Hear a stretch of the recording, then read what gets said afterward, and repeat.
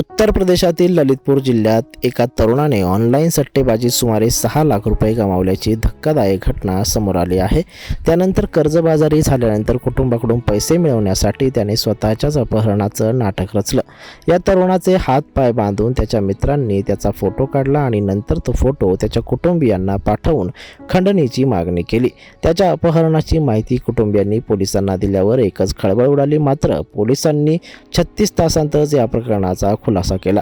सध्या आरोपी तरुण आणि त्याचे 2 साथीदार तुरुंगात आहेत। हे संपूर्ण प्रकरण ललितपूरच्या कोतवाली मेहरौनी कुमाडीचे आहे, जिथे ललितपूरचा रहिवासी असलेल्या 25 वर्षीय मनोजने स्वतःचं अपहरण झाल्याचं नाटक रचलं होतं।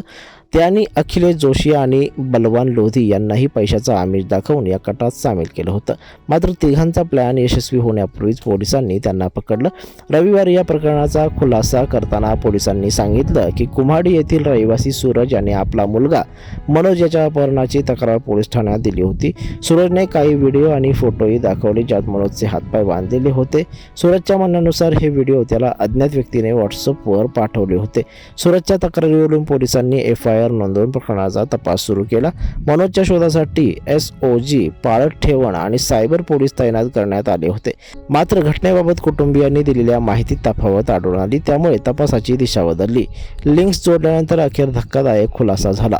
पोलिसांनी लोकेशन ट्रेस करून मनोज पटेल, मित्र अखिलेश जोशी आणि बलवान लोधी यांना पकडले। अटक करण्यात आलेला मुख्य सूत्रधार मनोजने पोलिसांना सांगितलं की ऑनलाईन बेटिंगमध्ये त्यांनी 6 लाख रुपये गमावले होते।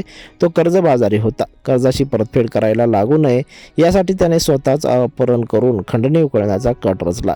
आरोपीने अखिलेश आणि बलवान यांना 50,000 आणि एकाला 1.5 लाख रुपयांचा आमिष दाखवून त्यांच्या प्लॅनमध्ये समाविष्ट केलं। शेतात दोरीने हातपाय बांधून त्याच्याकडून व्हिडिओ बनवला, त्यानंतर तो व्हिडिओ कुटुंबियांना पाठवला।